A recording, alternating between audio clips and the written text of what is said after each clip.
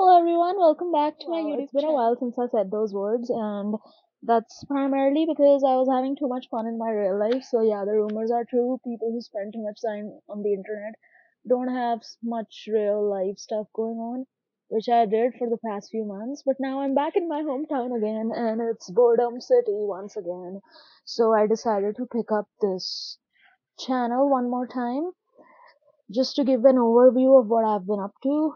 I have been doing a lot of collage and scrapbooking, so let me show you one. I know I said I used to do junk journals, but I started doing one of these also where I cut up pictures and make like a collage. So this was the one that I did for my undergrad days, and I just made some more printouts. Ignore the mess in my room, but also it's real life. So I made a bunch of printouts of my time in Serbia, which was my first solo trip ever, international. So now I'm going to do a bunch of stuff with this. I got some cutesy, where are those? I got some cutesy, these things, from DIY. I have a bunch of art material that I'm going to use. And yeah, let's come do some journaling with me while we catch up about where I have been thus far. Alright, so I have been fun employed for a while. I stopped working officially like as a full time for like an employer last May, and I have been kind of just chilling and now freelancing since then.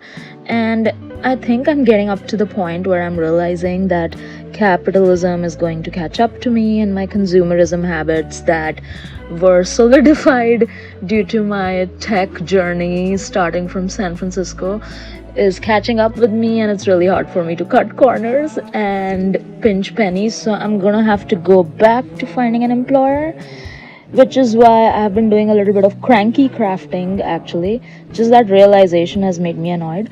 But up until I am again slave to an employer, I thought I would just do some more creative self expression in the form of journaling and also in the form of vlogging and catch you all up on what's been going on in my life. Hello, it's the next morning in this park that I run in. I'm just gonna do a walk today if I'm being honest. I also joined a gym in here, but I haven't had the courage to, or I haven't been able to bring myself to go back to it. It's so hard for me to like do activities that bring you back in shape. Like, I'm aware I'm not in the best shape of my life, I'm not in denial, but like just resuming gym is such a hard thing for me. And also, like, the person who works there, I hate, like, you can't get me to do something by shaming me into it. And not that like he said something very mean to me, but if I'll take a bunch of breaks and try to come back, he's always like, कितने दिन इतने दिन कहाँ थे la la la la la, and that is something that I'm really discourages me. So like negative reinforcement doesn't work on me. Like, even at work, I remember there was this one time I didn't meet the something I did wasn't up to the mark based on my manager, and she said this doesn't look like a work of a 3 4 5 year old in the industry analyst. This is like an intern level analyst work. And since then I just stopped trying at work. Like, gone are the days when I used to prove people wrong. If someone has already formed an opinion about me that I'm an intern level analyst, I'm not going to get any work done. I don't know, that's just the way I am. This kind of negative reinforcement doesn't work on me. Yeah, I feel this gym guy does the same, because this is a gym where all the uncles and my dad's friends come. I think the only reason we got a membership was because we use like my dad's friend as a reference. But I think I might have to change it. Like, this discount is not worth it. But let's see, maybe I'll change my mind and go there tomorrow. For today, I think my plan is to just finish a book I'm really getting into, and I'm just gonna do my steps today.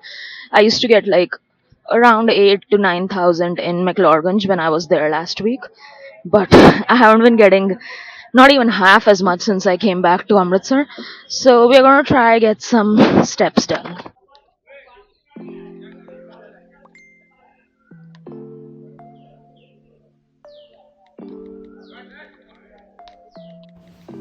Alright, it's the next day, and as you can see, my feet have crossed the threshold of a gym. It was a nice session. I would say I was able to do squats and a lot of weight exercises, and I'm glad I remembered everything from the last time I was at a gym. I think working out is fun, and it's objectively, I am aware that all the endorphin, dopamine, all of that, yada yada, I know it. But my gripe with going to the gym or getting in shape is the way it's introduced to me, like why I should do it as a woman. So, you know how, like, there are people on the internet, like women, who suddenly started making sourdough and elaborate dishes, and the reason they gave was, we didn't hate cooking, we just hate the way it was introduced to us. That is how I feel about gym. It's like, please get skinny so someone can marry you and we can offload this responsibility of you being a single daughter, yada yada. That is the thing that annoys me about gym motivation. But recently I've started looking at it as more of a, aside from the mental health and endorphin stuff, I've also started looking at it as a way to get my youth back, so to speak, because it would be really uplifting to be able to wear jeans and clothes from my undergrad. Like, I still have those saved, and it would be really cool if I can fit into those. So it's like gifting my youth back to myself type of deal. And of course, there are other benefits, such as if you do squats, you're able to sit by yourself on the toilet when you're old, those kind of things. So I'm going to change the narrative a little bit to push myself to go to the gym. If you have any other suggestions on how to have a positive outlook of why to change your body, let me know. Okay, that was pretty helpful. I wish I didn't wipe my sweat off my face with my shirt so I could show off my hustle. But yeah, going to the gym is actually pretty helpful. I wish it weren't that way, but I do feel a 180-degree change in my mood and hopefully in my body if I keep continuing. And I'm so glad the guy who's like up इतने दिन कौन थे type mockery condescending tone guy was not there today, so I was actually able to do a full body workout because, like I said, negative reinforcement. Wow, my skin looks really good. You know, I was almost not going to post this vlog because yesterday, looking at my footage, I was like, I look pretty shit. I'm really unhappy at this moment and cranky. So maybe I should not put that kind of energy out there in vlog form. But look at my skin right now after sweating out a bunch. Looks pretty good.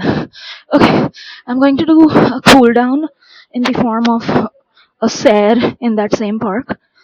And yeah, my skin looks good after sweating. Yeah, so I'm gonna do a cool down, and after that, I'll go home, teach some classes, do some writing and art, and I'll see you in a few. Okay, I just now realized I never introduced what I do as a freelancer. So, I have been teaching online, like English, to international kids, and it's a pretty fun gig. Kids are really cute. I actually had a very funny interaction with a British student I'll post here. It's hard to predict or know in advance when and where an earthquake will be happening. In London, I had never experienced an earthquake in 7 years. Mm-hmm. And how old are you? 7. Oh, okay. I thought this was so funny. Like, she said it as if, okay, so the context is we were talking about an earthquake, and she's like an African British student. Snow in 7 years, and it's like, dude, your whole lifespan is 7. Why are you talking like an auntie? It sounded like some Canadian Punjabi lady being like, sanu Canada aaye inne saal ho gaye, kadi nahi hua. And then you ask that auntie how old is she, and she says, I'm 7. I don't know how to explain it. I just thought this was funny. She's my favorite student. I'm so glad I happened to just choose one of her sessions to vlog. I knew she always says something funny, and I'm glad I could get that on tape for this vlog.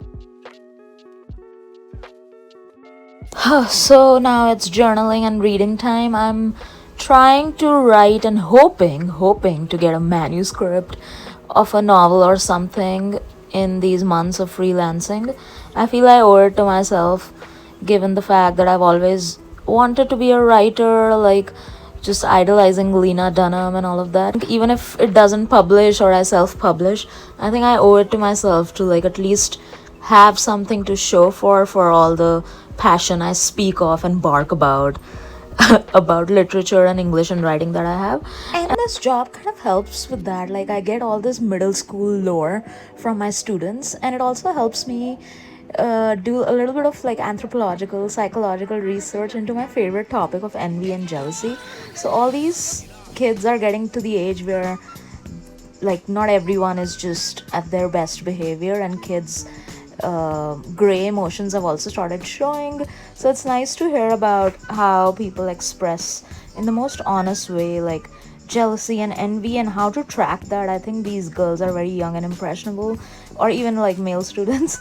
And if I could tell them the difference between someone being jealous of you versus you actually doing something cringeworthy that you should change, I think that distinction needs to be made at a young age, so that you don't think just because someone said something mean to you, they are right. And that actually led me to do this rant on signs of jealousy. Hint number one would be if they barf or like burst out laughing, not barf, at something you say that is self deprecating. So, say this is a really good test sometimes I used to do in new friendships or dates, where if you say out loud, if they try to explain you something that is very trivial and you say something like, how dumb do you think I am, of course I know this, and if the how dumb do you think I am makes them burst out laughing, like that's what they're actually thinking about you, or they love hearing the word dumb associated with you, they're jealous of you. I have had people who laugh out loud at that, and then there I have people who immediately go, I don't think you're dumb, like in a very serious tone. So that's a good litmus test to tell if someone's jealous of you. What else? I've had so much jealousy projected on me, so I think I am an expert on this topic. If something good happens for you and they don't congratulate you, so that is something that is very, very good telltale sign of if someone's jealous of you. Like they are active online, they are in the same room as you sometimes, and the whole room is congratulating you or being like, hey, saw your XYZ. Wow, kudos. And then everyone is doing this, and when they are just standing like, that bee looks interesting, so that is a sign that they are jealous of you. If you do something good, they neg you. So for example, you made a really good joke, and instead of saying haha that's so funny, you're so witty, they say, so funny, kahan se copy kiya? So that's a good sign that they are jealous of you. What else? They minimize your achievements, or when something good happens to you, like, oh ये तो कोई भी कर लेता है, या ये इतनी बड़ी बात भी नहीं रही अब, or like, oh, I didn't even know this existed anymore. So for example, you say, I got published in a newspaper or like a magazine, like an online print, and instead of saying like, wow, getting published is so awesome and it's so hard to do, so many, I'm sure a lot of people published stuff or like submitted and then yours was chosen among the many, instead they say, oh आजकल newspapers होते भी हैं, मुझे नहीं पता था. So that is another sign that they're jealous of you. They lurk but never like. I think that's the theme of this spiel I'm giving randomly. What else? Oh, if they say इसके लिए कोई ये नहीं जरूरी. Let me explain. So for example, someone is jealous of your degree, or someone is jealous of your guitar skills. So you can, they, whenever you make a mistake or do a fuck up, like you forgot to put your dish back in the sink, they'll be like, हाँ तो काम नहीं आई Truman की degree समझने में कि you have to put your dish back in the sink. Or if they think you're smart but they want to, they will, if you're an introvert and they're jealous of you, they will target you being an introvert. So for example, you did everything good and everyone is raving about you, and then they suddenly say, she's such a bholi innocent baby sister Siddhi, or something like that, they're jealous of you. Okay, this is a cute one. If someone says, I hate that, what do you do when you don't like something? You don't say it to their face. You maybe go and talk behind some your that person's back कि they आज उसने ये पहना था अच्छा नहीं लग रहा था. If someone says it on your face, oh look at that red lip, what are these बालियां जो तू पहन के आ गई है, that means it's instigating an insecurity in them that they don't have it, and you are looking fly with it. So for example, and this is a cute one actually. So I got a studio apartment for myself when I first moved to Berlin, and I did like a video or like an Instagram story of just my suitcase and my new room, like my new apartment in this new continent I just moved to. And then one of my friends commented, I hate this room. And then I was like, it's cute. I mean, it's not the best. And I go into self deprecating mode as soon as someone threatens me with their own insecurity. So then, but this is cute because he confessed. He's so nice. Like, Later that night he was like, Stuti, I'm very sorry. I said, I don't like your room, it's actually very pretty and spacious. Such to ye hai ki I have never lived in a studio by myself. I've always had to have roommates because I can't afford a apartment by myself. So I'm pretty sure I said what I said earlier out of spite. Happy housewarming. Enjoy your new apartment. So this is a cute one where the person confessed to being jealous. And hey, I'm also not perfect. Like, for example, there are some creators who I think are really killing it, or like comedians who are really killing it, and I can't be bothered to look at them constantly, so I don't follow them or mute them. But I don't write anything mean about them. Jealousy, no one is immune to it, but saying spiteful things out loud to that person that makes you insecure, instead of just being like, मेरे से नहीं देखी जाएगी ये open micer जो मुझसे आगे निकल गई, and मैं अभी भी, you know, on and off, should I shouldn't I की वजह से consistent नहीं रह पाई comedy में या whatever, इसलिए मैं इसको follow नहीं कर सकती because uh, whatever, I'm not gonna follow her. That is way better. Muting and unfollowing is way better than writing mean things. I think those are the ones I can think on the top of my head right now. But I'll share more because envy and jealousy is a very interesting emotion to me. I could do like a class on it. Alright, after that random AF rant about envy and jealousy, I wanted to end this video by showing you one more thing that I have been doing in terms of personal self-expression is I have been embroidering old stuff and making my own outfits. So I usually use like my dad's old shirts or like any scrap cloth that is lying around and creating things out of it, or like my own old tank tops like over here, or I'll get something stitched and then I'll give it to a darji. Yes, I'm in my darji era. But I thought that whole thing about how darji deep gala nahi banata hai was a joke, but that actually happened to me. So I got this one restitched. But it was really funny to me that he really took this creative liberty, fueled by misogyny, I don't know what to call it, to not make this as I wanted it to. But this is the final product I'm embroidering on it. So stay tuned. I guess I give you one reason at least to come back to this channel to see the end of this kurti. And until that, I'll see you next time. I'm going on an adventure with a bunch of people from like a travel group. So like new people, putting myself out there outside my comfort zone. So stay tuned to watch that, and I'll see you guys next time.